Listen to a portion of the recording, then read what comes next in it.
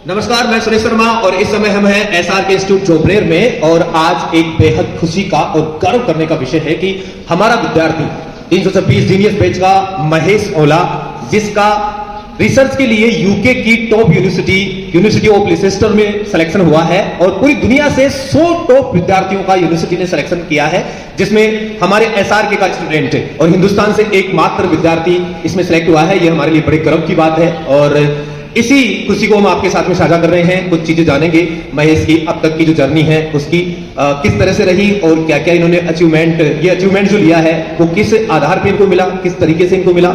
और मैं आपको बता दूं कि हिंदुस्तान से एकमात्र विद्यार्थी का सिलेक्शन हुआ और जो यूनिवर्सिटी की फीस थी वो इसकी जो वहां से स्कॉलरशिप मिल रही थी उसमें कम रही, लेकिन वहां के जो प्रोफेसर थे, मैनेजर थे, उन्होंने गवर्नमेंट को लेटर्स लिखे तो गवर्नमेंट ने भी यूके की यूनिवर्सिटी के साथ साथ में गवर्नमेंट ने भी इसको स्कॉलरशिप दी है।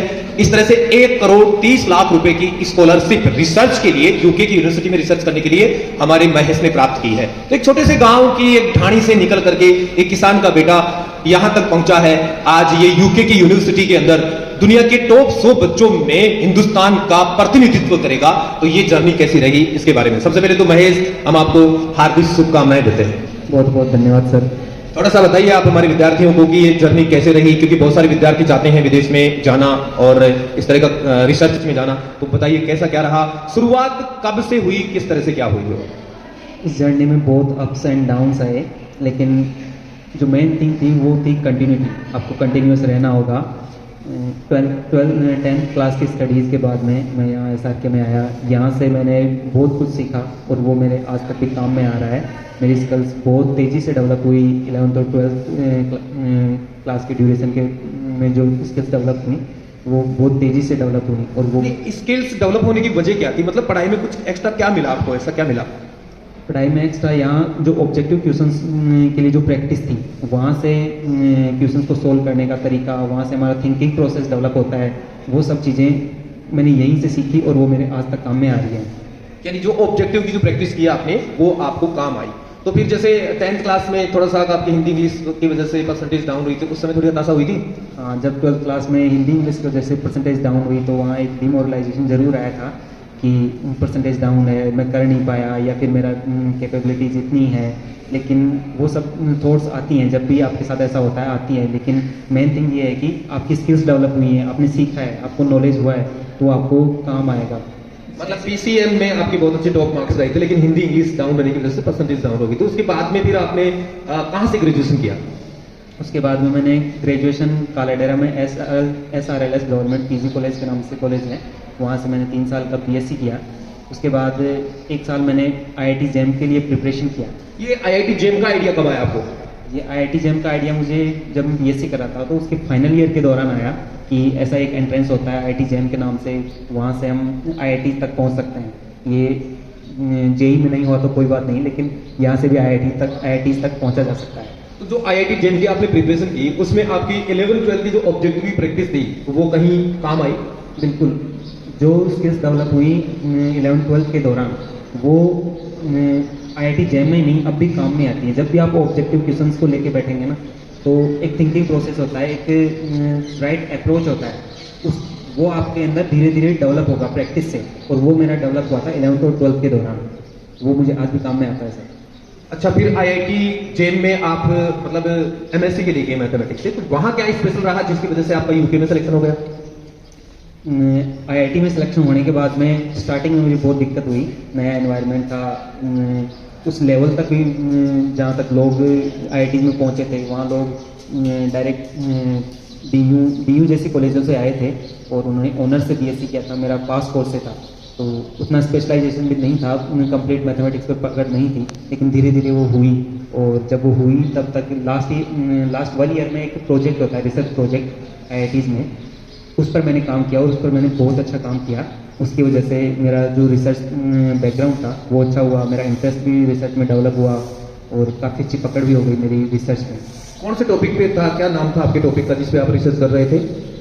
मेरी मास्टर्स की थीसिस का title positive solution of diffusive tritrophic food chain model था, जिसका आपको मतलब आपका CV अच्छा हुआ। तो ये जो यूके की यूनिवर्सिटी में आपका सिलेक्शन हुआ है, इसकी प्रोसेस कैसे रही, मतलब पहले कैसे पता चला, आप वहां तक पहुंचे, उसके लिए क्या क्या करना पड़ा? उसके बाद मैंने जैसे मेरा मास्टर कंप्लीट हुआ वो कोविड की ड्यूरेशन में हुआ, तो फर्स्ट 6 मंथ तक मैं घर पर ही रहा और सोचता रहा कि क्या करना है, जॉब के लिए जाएं या फिर फर्दर स्टडीज़ के लिए जाएं। उसके बाद मैंने डिसाइड किया कि फर्दर स्टडीज़ के लिए अब्रॉड जाता हूँ।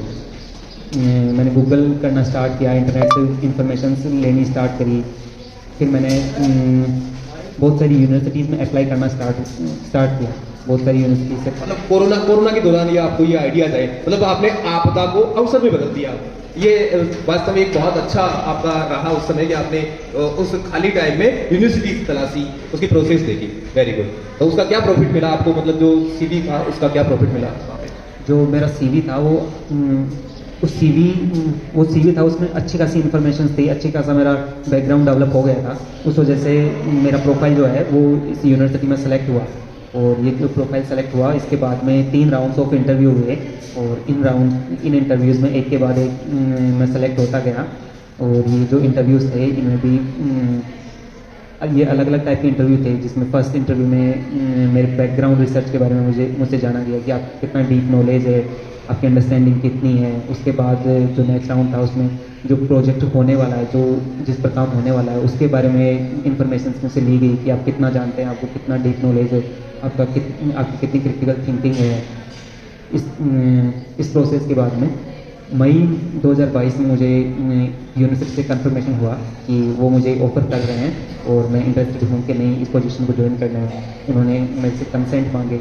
इसके बाद ये यूनिवर्सिटी प्रोसेस रहा। और बहुत सारे बच्चे हैं जो चाहते हैं कि वो भी इस तरह से विदेश में पढ़ाई करें, तो उनके लिए आपका क्या संदेश रहेगा? उनको किस तरह की तैयारी करनी चाहिए, कैसा कॉन्फिडेंस डेवलप करना चाहिए, उस बारे में बताइए।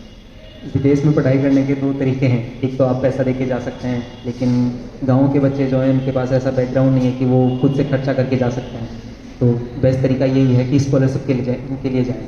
स्कॉलरशिप के लिए जाना है तो आपको खुद के ऊपर काम करना होगा, पेशेंस के साथ अपने बैकग्राउंड को मजबूत करना होगा और अपनी क्रिटिकल थिंकिंग को बढ़ाना होगा, जिससे यूनिवर्सिटीज़ को अपना पोटेंशियल दिखाना होगा ड्यूरिंग द इंटरव्यूज़।